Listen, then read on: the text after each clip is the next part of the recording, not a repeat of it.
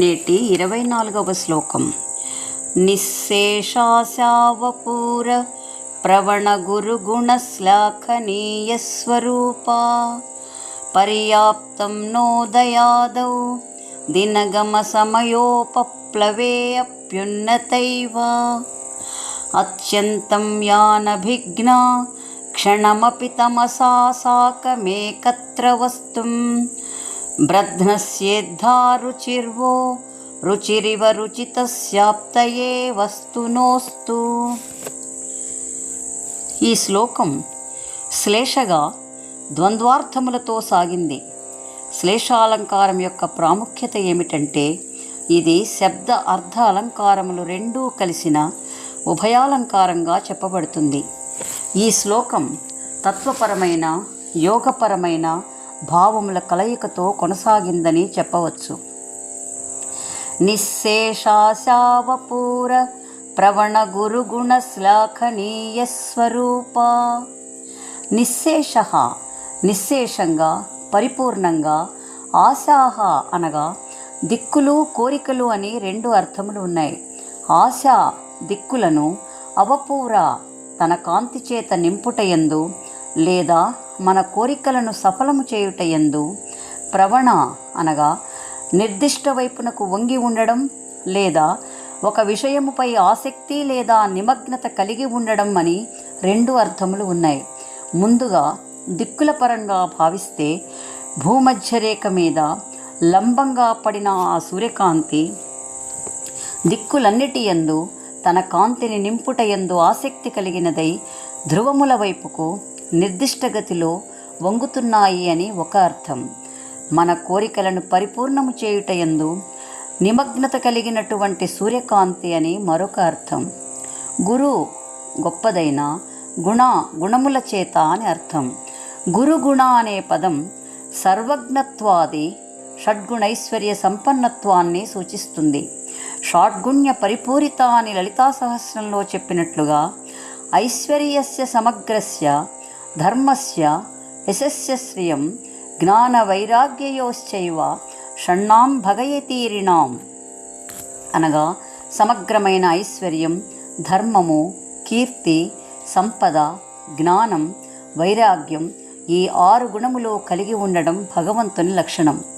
దీనికి మరొక నిర్వచనంలో సర్వజ్ఞత, తృప్తి, అనాదిబోధ, స్వతంత్రత, నిత్యం అలుప్త శక్తి, అనంతశక్తి మొదలగు గుణములతో ప్రకాశించే ఆ సూర్యదేవుడు అని మరొక అర్థం. శ్లాఘనీయ స్వరూపాహ ప్రశంసింపదగిన, కీర్తింపదగిన స్వరూపము కలవాడు అని అర్థం. ఆయన ఏ విధమైన రూపములతో శ్లాఘింపదగిన వాడై మనకు తోడై ఉన్నాడో సాంబుడు తన సాంబ పంచాశికా గ్రంథంలో అద్భుతంగా వర్ణించాడు. గృహే శ్రియం ఇవ ఇంటియందు లక్ష్మీదేవి వలె, ప్రవాసే కామధేనుమివ దేశాంతరం వెళ్ళినప్పుడు కామధేనుము వలె కోరికలనన్నింటినీ సమకూరుస్తూ, ధ్వాంతే భాతిమివ చీకటియందు వెలుగు వలె, వనే ధృతిమివ అడవిలో ఉన్నప్పుడు ధైర్యము వలె, యోజనే బ్రహ్మనాడీవ యోగధ్యానంలో సుషుమ్న వలె, విషమ విషయగ్రాహ సంసార సింధౌ నావమివ విషయ వాసనలనే మొసళ్ళు మొదలగు భయంకర జంతువులు కలిగిన సంసార సముద్రమును దాటించే నావవలే ఆ సూర్యదేవుడు శీతోష్ణములు అనగా సుఖదుఖములకు అతీతమైన స్థితిని కలిగించే జ్ఞాన ప్రబోధకమై పరమోత్కృష్టమై శ్లాఘనీయమైన స్వరూపంతో ప్రకాశిస్తున్నాడు అని వర్ణించాడు సాంబుడు. శ్లాఘనీయ స్వరూప అనగా సాక్షాత్తు వేదమే స్త్వం ప్రశంసోన్ముఖి నిన్ను ప్రశంసించాలని, శ్లాఘించాలని నీ ఎదురుగా నిలిచి, త్వాం అసంప్రాప్య నిన్ను స్తుతించలేక, స్తుతించటం చేతకాక, సంప్రాప్య లజ్జాం సిగ్గుతో తలవంచుకుని, పునర్జాడ్యవత్యేవ మాటలు రానిదై మూగవోయి, అచేతనురాలై వాణీపురాణీ పరావర్తతే ఆ వేదమాత సిగ్గుతో వెనుదిరిగి వెళ్ళిపోయింది అంటూ మయూర మహాకవి తన సూర్యదండకంలో కీర్తించాడు. అటువంటి స్తుతించలేని వైభవంతో ఆ సూర్యకాంతి శ్లాఘనీయమైన స్వరూపంతో ప్రకాశిస్తోంది. పర్యాప్తం నోదయాదౌ దినగమ సమయోపప్లవే అప్యున్నతైవ. నా ప్లస్ ఉదయ ప్లస్ ఆదౌ కేవలము సూర్యోదయ సమయ ప్రారంభమునందే కాకుండా దినగమ సమయ ప్లస్ ఉపప్లవే దినగమ సమయం పగటి సమయం వెళ్ళిపోవటం అనగా సూర్యాస్తమయ సమయంలో, ఉపప్లవం అనగా కష్ట సమయము లేదా ఉపద్రవము అని అర్థం. ఆ దిన సమాప్తి సమయంలో అప్యున్నతైవ అపి ప్లస్ ఉన్నత ప్లస్ ఏవ అపి కూడా ఉన్నత ప్లస్ ఏవ ఉన్నతంగానే, పర్యాప్తం తగిన రీతిలో, సమృద్ధిగానే ఆ సూర్యకాంతి ప్రకాశిస్తోంది.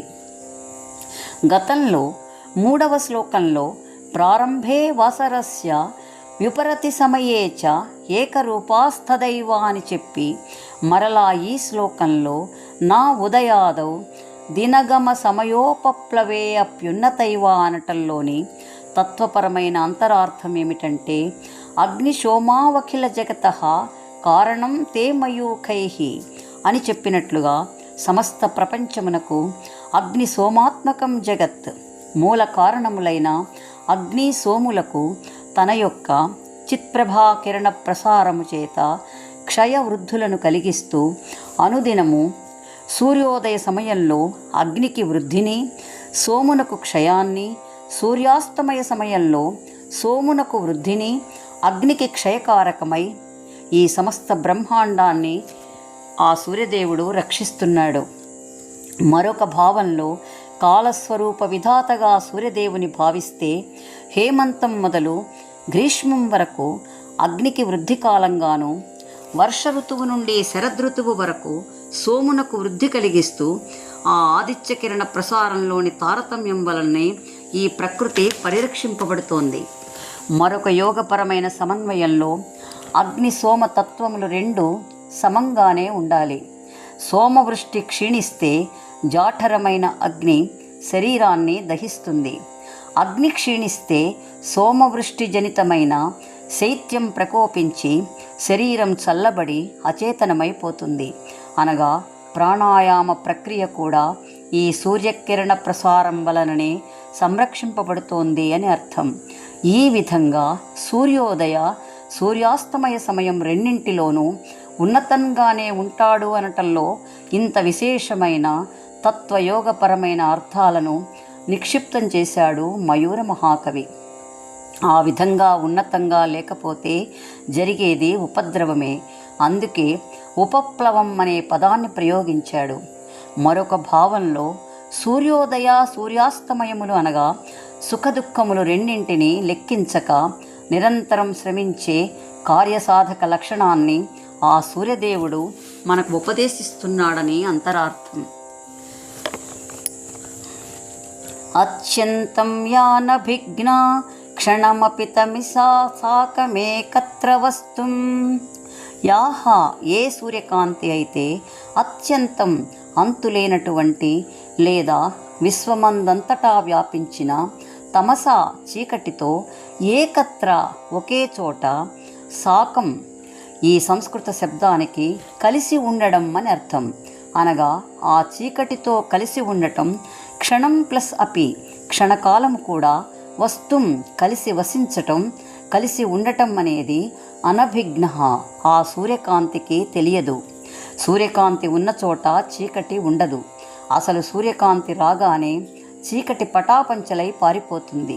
కానీ చీకటితో కలిసి ఉండటం అనభిఘ్న తెలియదు అనటంలోని అంతరార్థం ఏమిటంటే అనభిఘ్న అనగా తెలియని స్థితి, అజ్ఞానము అని అర్థం కూడా ఉన్నది. ఆ సూర్యకాంతి అజ్ఞానము అనే తిమిరంతో, తమస్సుతో కలిసి ఉండదు. జ్ఞాన ప్రబోధకమైన ఆ సూర్యకాంతి మనలోని అజ్ఞానాన్ని కూడా నశింపచేస్తుందని మరొక అంతరార్థం. బ్రధ్నస్యేద్ధా రుచిర్వో రుచిరివ రుచితస్యాప్తయే వస్తునోస్తు. బ్రధ్నస్య ఆ సూర్యదేవుని యొక్క రుచి అనే శబ్దం 3 సార్లు వేరువేరు అర్థములతో సమన్వయములతో ప్రయోగించడం జరిగింది. రుచి అనగా అభిరుచి, ఇష్టము, రసము, కోరిక, ఇంపైన లేదా అందమైన, కాంతి అంటూ అనేక అర్థములు ఉన్నాయి. మొదటగా రుచి అనగా కాంతి లేదా తేజస్సు, ఇద్దాహ అందముగా ఒప్పుచున్న ఇంపైన సూర్యకాంతి అని ఒక అర్థం. రుచిరివ, రుచి ప్లస్ ఇవ అనగా తపిని, తాపిని, ధూమ్ర, మరీచి, జ్వాలిని, రుచి, సుషుమ్న, భోగద, విశ్వబోధిని, ధరణి, క్షమ, ప్రభ అనునవి 12 సూర్యకళలుగా చెప్పబడుతున్నాయి. రుచిరివ అనగా రుచి అనే సూర్యకళతో ప్రకాశించే సూర్యకాంతి అని ఒక అర్థం. మరొక తత్వపరమైన భావంలో బ్రహ్మేశాన అచ్యుతేశాయ సూర్యాయ ఆదిత్యవర్చసే అని ఆదిత్య హృదయంలో చెప్పినట్లుగా రుచిరివ అనగా బ్రహ్మ విష్ణు మహేశ్వరుల వర్చస్సుతో తేజస్సులతో ప్రకాశించువాడు అని మరొక అర్థం. అటువంటి ఆ సూర్యకాంతి వహా మీ యొక్క రుచితస్య మీకు ఇష్టమైనటువంటి కోరుకున్నటువంటి వస్తునో వస్తువులన్నింటినీ ఏ ఆ సూర్యకాంతి ఆప్తః పొందించుటకు లేదా సమకూర్చుటకు అస్తు సమర్థవంతమగుగాక అని ఆకాంక్షిస్తున్నాడు మయూరుడు. ఆప్తః అనగా పొందటము. ఈ పదాన్ని వాడటంలోని అంతరార్థం ఏమిటంటే ప్రా ప్లస్ ఆప్తం ప్రాప్తం అనే పదాన్ని తరచుగా వింటూ ఉంటాం. మనం ఎంత కష్టపడినప్పటికీ ప్రాప్తం అనేది లేకపోతే ఆ వస్తువు మనకు లభించదు, పొందలేము. ప్రాప్తం ఉంటే ఏ కష్టమూ లేకపోయినా ఆ వస్తువు మనకు దక్కుతుంది. ఇదే విషయాన్ని అరసవిల్లి సూర్యనారాయణమూర్తి భక్తుడైన మారద వెంకయ్య కవి భాస్కర అనే మకుటంతో రచించిన తన భాస్కర శతకంలో అద్భుతంగా తెలియచేశాడు. ఎట్టుగా పాటుపడ్డ నొక ఇంచుక ప్రాప్తము లేక వస్తువుల్ పట్టుపడంగ నేరవు నిబద్ధి సురావళిగూడి రాక్షసుల్ గట్టు పెకల్చి అనగా మందర పర్వతాన్ని తెచ్చి పాల్కడలి కవ్వముసేసి మధించిరంతయున్ వెట్టియగాక ఏమనుభవించిరి వారమృతంబు భాస్కర అని చెప్పినట్లుగా ప్రాప్తము అనేది చాలా ముఖ్యం. ఆ ప్రాప్తము లేకనే దేవతలతో సమానంగా కష్టపడినప్పటికీ రాక్షసులకు అమృతము దక్కలేదు. అటువంటి ఆ ప్రాప్తమును కలిగించువాడు అని అర్థం. రుచితశాప్తయే అనగా మరొక అర్థంలో రుచి అనగా రసము అని భావిస్తే కూరలో గరిట ఎంత తిరిగినా ఆ గరిటకు ఆ కూర రుచి తెలియనట్లే అదేవిధంగా జ్ఞానులకు మాత్రమే ఆ సూర్యదేవుని యొక్క చిత్ప్రకాశము యొక్క రుచి తెలుస్తుంది అని మరొక అర్థం. ఆ విధంగా దిక్కులనే కాక మన కోరికలను సైతం నిశ్శేషంగా పూరించే గొప్ప గుణముల చేత కీర్తింపదగినదై సూర్యోదయ సూర్యాస్తమయములందు కూడా ఉన్నతమై క్షణకాలము కూడా తమస్సుతో కలిసి ఒకచోట ఉండటానికి కూడా ఇష్టపడనిదైన ఆ సూర్య తేజస్సు, ఆ సూర్యకాంతి మీకిష్టమైన వస్తు సమూహములన్నింటినీ మీకు సమకూర్చుటలో సమర్థవంతమగుగాక అని ఆకాంక్షిస్తున్నాడు మయూర మహాకవి. ఈ శ్లోకానికి జంఝాల వారి అనువాదం.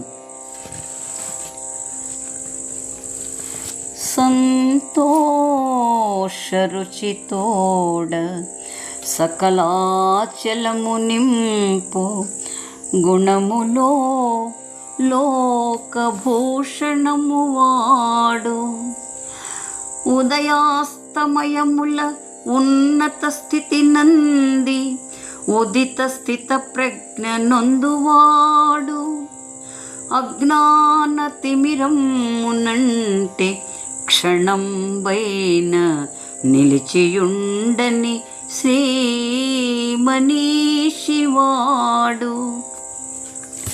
14 లోకాలు పట్టని రుచులతో నిత్యమహస్సులు నింపువాడు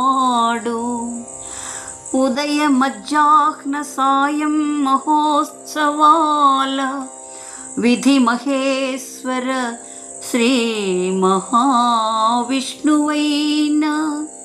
సూర్యదేవుని కిరణాలు చూడుమవిగో అనుజ పల్కుమా వేగం స్వాగతం. స్వస్తి.